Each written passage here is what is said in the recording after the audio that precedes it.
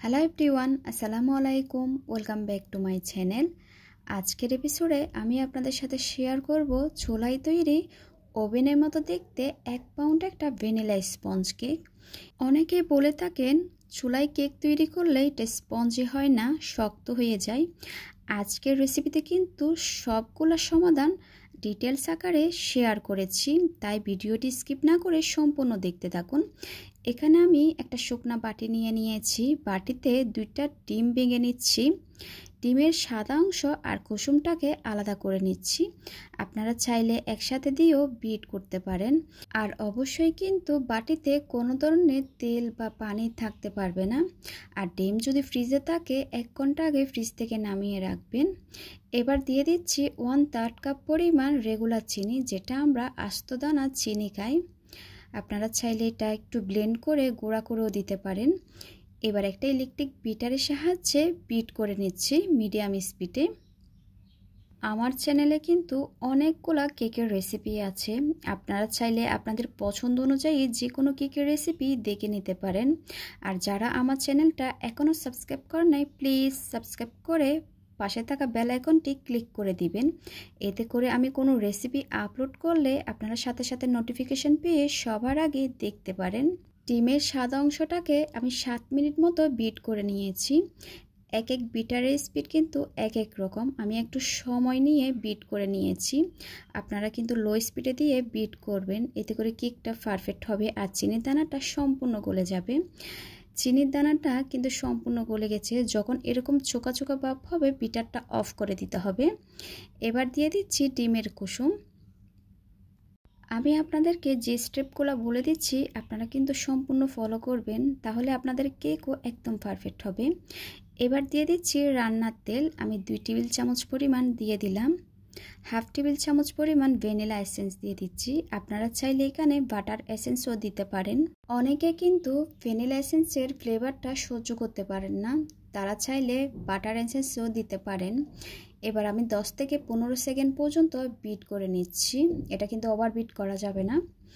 এবার আমি বিটারটা সরিয়ে নিব। এখন আমি দিয়ে দিচ্ছি শুকনো উপকরণগুলো।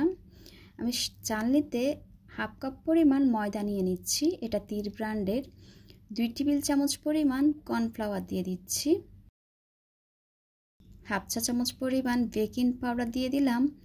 1 টিস্পুন পরিমাণ লবণ দিয়ে দিচ্ছি। আপনারা চাইলে লবণটা স্কিপ করতে পারেন। এবার আমি সবগুলো শুকনো উপকরণ চেলে নিচ্ছি। অবশ্যই কিন্তু শুকনো উপকরণটা চেলে ব্যবহার করবেন। এবার একটা বিটারের কাটার সাহায্যে আলতো হাতে ফোল্ড করে করে শুকনো উপকরণগুলো আমি মিশিয়ে নিচ্ছি। আর এই মিশানোর কাজটা কিন্তু খুব ধৈর্য সহকারে করতে হবে। আপনারা যদি উল্টাপাল্টা করে মিশান, এই ডিমের ফোমটা বসে যাবে, তখন কিন্তু কেকটা স্পঞ্জি হবে না। অর্থাৎ আপনারা যত কম সময়েই ব্যাটারের সাথে শুকনো উপকরণটা মিশাতে পারবেন, আপনাদের কেকটা একদম পারফেক্ট আর স্পঞ্জি হবে। শুকনো উপকরণটা খুব ভালো মতো করে মিশে গেছে। আমি বিটারের কাঁটাটা সরিয়ে এবার একটা স্প্যাচুলার সাহায্যে মিশিয়ে নিচ্ছি। খুব আলতো হাতে কিন্তু মেশাতে হবে। কোনো ধরনের গুটি গুটি বা লাম্পস আছে কি না আমি চেক করে নিচ্ছি। আর ব্যাটারের ঘনত্ব কীরকম হবে আমি আপনাদেরকে দেখিয়ে দিচ্ছি। ঠিক এরকমই হবে, দেখুন। এবার 6 ইঞ্চি একটা মোল্ড নিয়ে নিলাম। মোল্ডের নিচে কিন্তু একটা আমি কাগজ বিছিয়ে দিয়েছি। এখানে কিন্তু আমি কোনো ধরনের তেল বা বাটার ব্রাশ করি নাই। এবার ঠিক মাঝখান দিয়ে আমি সম্পূর্ণ ব্যাটারটা ঢেলে নিচ্ছি।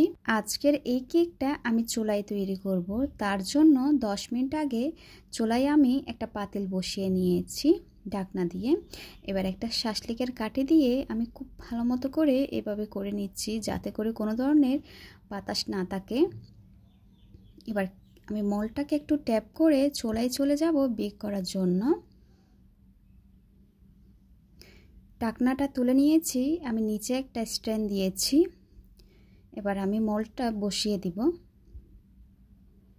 আপনারা চাইলে ওভেনও বেক করতে পারেন। অনেকে চুলায় কেক কিভাবে বেক করে দেখতে চেয়েছিলেন, তার জন্য আমি আজকের কেকটা চুলায় বেক করে আপনাদেরকে দেখিয়ে দিচ্ছি।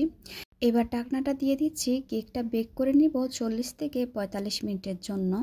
40 মিনিটের আগে কোনোভাবে কিন্তু ঢাকনাটা তোলা যাবে না। আমি 40 মিনিট পর কেকটা চেক করে নিয়েছিলাম, কেকটা কিন্তু হয় নাই। আমি আরও 5 মিনিট বেক করেছি। এখন কিন্তু কেকটা পারফেক্টভাবে হয়ে গেছে। আমি আপনাদেরকে একটু দেখিয়ে দিচ্ছি, একটা শাঁসলিকের কাঠি ঢুকিয়ে দিয়ে দেখিয়ে দিচ্ছি। দেখুন, শাঁসলিকের কাঠিটা কিন্তু একদম ক্লিন বের হয়েছে, তার মানে কেকটা একদম পারফেক্টভাবে বেক হয়েছে। এবার কেকটা আমি মোল্ড থেকে ছাড়িয়ে আপনাদেরকে দেখিয়ে দিচ্ছি। কেকটা চুলায় বেক করার পরও কেকটা কতটা পারফেক্ট হয়েছে আপনারা দেখে বুঝতে পারছেন। এবার আমি কেটে একটু আপনাদেরকে কাছ থেকে দেখিয়ে দিচ্ছি কতটা সফট হয়েছে। আপনারা যদি আমার রেসিপিগুলো হুবহু ফলো করেন, আপনাদের কেকও এরকম পারফেক্ট হবে আর এতটা স্পঞ্জ হবে। আজকের মতো বিদায় নিচ্ছি। সবাই খুব ভালো থাকবেন, সবাই সবার জন্য দোয়া করবেন। আল্লাহ হাফেজ।